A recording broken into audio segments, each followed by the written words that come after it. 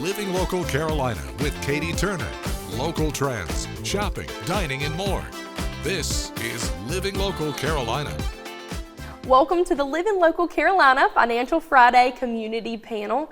I am very excited to be joined by some special guests today to talk all about the upcoming Myrtle Beach Bowl. So for starters, we have Dale Steele, who is a former college head football coach and is also an advisor with the Myrtle Beach Bowl. And we have Rachel Quigley, who is the executive director of the Myrtle Beach Bowl. So thank you both so much for joining me here today, and I am really looking forward to learning all about this year's bowl game. So for those at home who may not be familiar, what is a bowl game? A bowl game is a postseason reward trip for college football teams. Typically, they have to win at least 6 games to be eligible to play in a postseason game. Awesome. And for the Myrtle Beach Bowl specifically, how do the different teams, I know you said they win 6 games, but how is it decided on which bowl game that they're going to participate in? So it just depends year to year, but we have a couple different conferences that we partner with. And again, based on the 6 wins, we pull from those conferences. We try to choose teams that typically travel well to the Myrtle Beach area. Yeah, that's wonderful, because I know, the bowl game has such a huge impact on our economy. So it's great to be able to have schools that will come here and visit us, which, and their fans can kind of travel along as well. And this is the 4th year of the Myrtle Beach Bowl. So we've had the honor of having several different teams, come here and visit us. Rachel, can you give us a couple of details about some of the previous bowl games we've had? Sure. So last year we had UConn and Marshall. Both teams traveled extremely well. We were so excited to have all of their fans here. They had a great time enjoying the Myrtle Beach area throughout the whole week. We got to show the teams around the area as well. So we're looking forward to December 3rd to find out which teams are going to be headed here this year. Yeah, that's perfect. And you mentioned, so the teams for not only our bowl game, but all the different bowls will be announced on December 3rd? Yes, they will on Selection Sunday. Wonderful. And, with bowl games, it is kind of a community, so to say, and there are lots of different other bowls that you all are in partner with. Will you tell me, I guess, a little bit about some of the other bowl games that you guys kind of work closely with? Sure. So ESPN Events owns 16 different bowl games all over the country. We have games in Montgomery, Orlando, Boston, out on the West Coast as well. So we partner with all those games, and we're able to share some information with each other and just best practices and how to improve our games each and every year.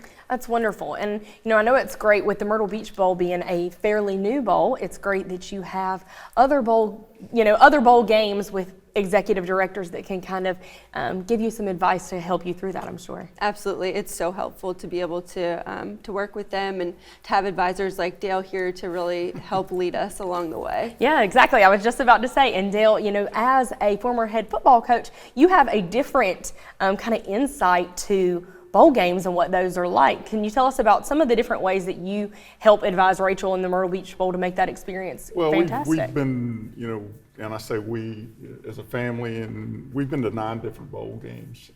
Wow. And each one of them was a unique experience. It's also unique for the players involved in it, for the university administration, for everybody else, because every destination is slightly different when you plan to go there. Yeah. And so it's an exciting time when they're selected. For sure. When you find out and you get everybody in a room and somebody comes in and tells you that you're going to Myrtle Beach or to Birmingham or wherever. Yeah. It's an exciting time. And then finding out who you're going to play. For sure. And then you begin your preparation. They'll come in here and do a site visit and get to go with Rachel and Tony and see all the things in Myrtle Beach to do and the things that are planned. Plus, the players just get to know the community. Yeah. If you're from Toledo, Ohio, and you get picked to come here, you may have never been to Myrtle Beach, right? But you get to find out what Myrtle Beach is all about. You get to see it, so it's an exciting time. And each one of them has a slightly different flavor. When you go to Birmingham, when you go to Montgomery, when you go to Tampa, St. Pete, yeah. And you get to come to a place like Myrtle Beach where the sun shines and You got a beach and you got all kinds of entertainment going on. It's an exciting reward for the players. For sure, and I know, with part, like you said, it's a reward game, kind of, so to say. So for some of these teams that are used to colder weather, they get to come and join us here at the beach. And Rachel, I know over the past couple of years, you've probably learned a couple things, on your own. What are some of the big takeaways that you've learned? I think one of the biggest things is just making sure that the teams have enough downtime to actually get to enjoy the beach. Yeah. So we always pray for nice weather during bowl week, and the last couple of years the teams have been able to actually make it out to the beach. So that's super important to us. That is fantastic. Have them join us here at the Grand Strand area and really see what we're all about. So when we come back from the break, we will talk a little bit more about the bowl game and everything that goes into planning it.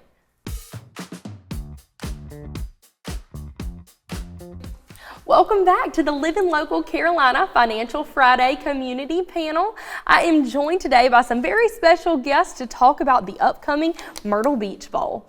Before the break, we were talking a little bit about some of the different players that are going to come in and get to enjoy the Grand Strand area and see all that we have to offer. But I know the Myrtle Beach Bowl really has a huge impact on the Grand Strand area and its economy. Rachel, will you tell us a little bit about the impact that the Myrtle Beach Bowl has?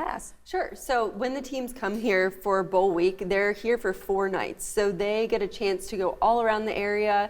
They'll visit like Broadway at the beach, Market Common. They'll be staying at their hotels. They'll do some things on their own as well. So last year we were actually able to have an economic impact of over $5 million on the That's Grand wonderful. Strand. Yes. That's fantastic. And not only, the teams come in here, but you mentioned earlier, you hope, they bring a lot of fans with them. And I'm sure, that has a huge impact as well. It does, yes. Last year we had over 12,000 fans in the stadium. They traveled here, they stayed, they enjoyed all of the entertainment in the area, the Christmas festivities. So it has a big impact on our community and all the local businesses. Yeah, from a standpoint of players and coaches, normally when you play on a Saturday, you fly in, you land at the airport, you get on a bus, you go to a hotel, Right. you eat, you meet, you get up the next morning, you eat a pregame meal, you go to the game and you play the game, and then you go straight back to the airport and get on an airplane. Right. So you don't get to see all the things that a city has to offer. Yeah. And all the things that go on. And it's just, it's an opportunity for expansion of somebody from up north coming down here and seeing what Myrtle Beach is all about, or somebody who's never been here. You'd be surprised at the number of young people that have not traveled much. For sure. We had players that had never been on an airplane, Right. For example, and it offers an opportunity for the community to make great memories. For sure. As a young man, I remember, as a high school student, I remember going with my dad every year to the Blue Gray Classic, which is played in Montgomery, those are memories that you keep for the rest of your life. So it's an opportunity during the holidays to build relationships with your family and to have fun. And you may not know the players, Right. but you may become a great fan of Georgia State or Yes. a great fan of Toledo, because all of a sudden you get to see these young people participate at a high level. For sure, and there's no better time for a trip than the holiday season. And I know you briefly talked about, the players stay at a hotel and they go to restaurants and they go to some of our different attractions. Will you kind of talk about some of those aspects that go into putting a bowl game together? Sure. So we work with a number of different community partners to make sure that we have enough hotel rooms for the teams, not only the teams, but the bands and the cheer that are coming into town. We work on some fan room blocks. We work with local restaurants and attractions to book specific events so that we have something that we can take to student athletes and all the coaching staff too while they're in town. Yeah, that's wonderful. And kind of give them a little piece of us. And on top of the attraction aspect, there are a lot of other things that go into the bowl game other than just securing a location. I know you have the executive committee. Will you tell us a little bit about that and how they help? Yes, so we have a great group of local business leaders that help us plan the Myrtle Beach Bowl, market the Myrtle Beach Bowl. They help us with sponsorships. Tim Carlisle is part of our executive Yes, committee. our president and CEO. And he's fantastic. They help us with making connections for sponsorships sponsorships and a number of different things, but they're just a great group of people that help advise us. For sure, and I know you briefly mentioned sponsorships, and Carolina Trust has been honored to be a sponsor of the Myrtle Beach Bowl for the past 3 years, and will be again this upcoming year. Can you kind of talk about some of the different sponsorship opportunities that you all have? Sure. So we have anything from small local packages that donate tickets into the community up to something like you guys are doing, sponsoring the West Zone, the Carolina Trust at the West Zone.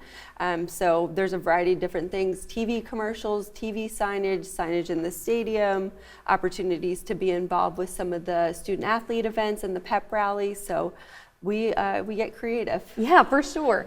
And the bowl game is aired on ESPN, correct? Yes, it is. So that's a great exposure point for all of the local businesses who may be interested. And when we come back from the break, we will talk about some of the other elements of the Myrtle Beach Bowl.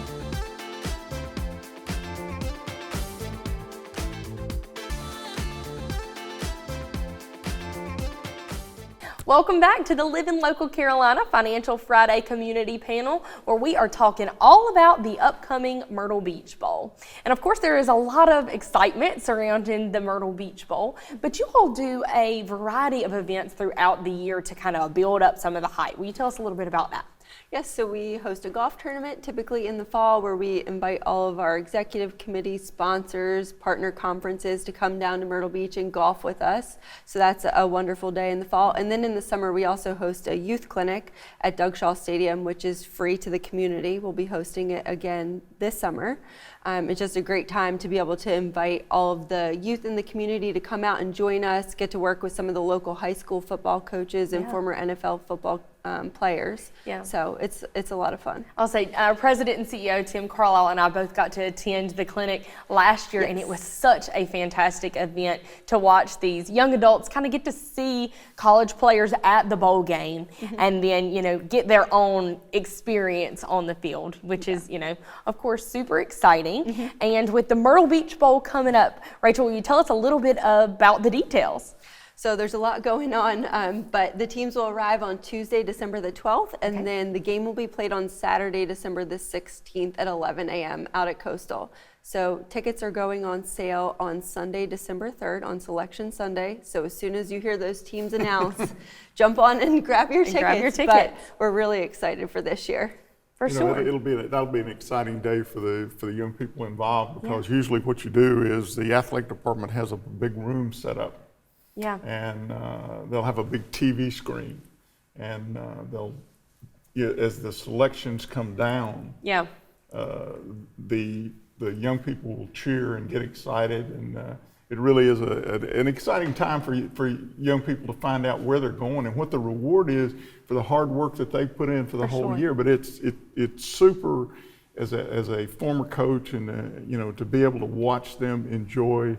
Okay, they don't know where they're going, right? And finding out, well, we're going to Myrtle Beach. Wow, it's a warm place. We're at Western Michigan or Central Michigan, and we're getting to go to a warm a warm climate.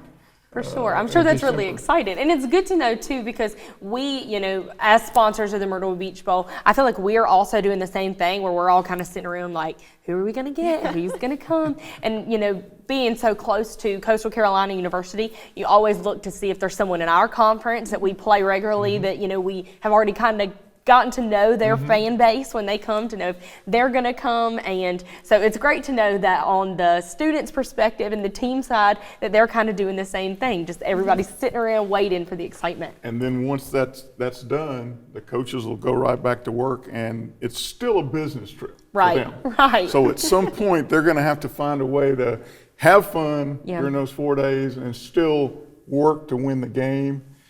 Which is also exciting. They're excited about that opportunity to win one more game. For sure. And for the students, luckily after their game's over, they kind of get to go to Christmas break. So it's like this big fun trip right before the end. And Rachel, I know this is the fourth Myrtle Beach Bowl. What are some of the things that you have learned over the past 3 years of hosting the bowl that you are looking forward to taking into this year? Well, we've learned so much over the last 4 years, and we've met so many great people in the community. I think one of the biggest things that we've learned is just getting out in the community, making sure people are aware that we're here and what we're doing, and it's an opportunity for people to bring their families out to Coastal for another game. Yeah. Maybe they've attended Coastal games all season. Maybe they get to come check out a couple new teams. But that's probably the biggest thing, is just how great and how supportive people in our community are of our event. For sure. And I know once you have a role in the Myrtle Beach Bowl, you know, it is something that you want to share with the community and you want to see more community presence. And as we head into year 4 and into the future, what are some things that you hope to see happen to the Myrtle Beach Bowl? I think the biggest thing for us is just bringing more people out to the stadium to get to enjoy the Myrtle Beach Bowl. We want local people to come. We want the fans of both teams to come. We want college football fans to come join us. So if we could one day fill out the stadium, Brooks Stadium, that would be fantastic. That would be our dream. Well, thank you both so much for joining me today and for giving all of the insight from a player and coach's perspective, and for giving us all the details that we need for the upcoming bowl game. And we will see you next time.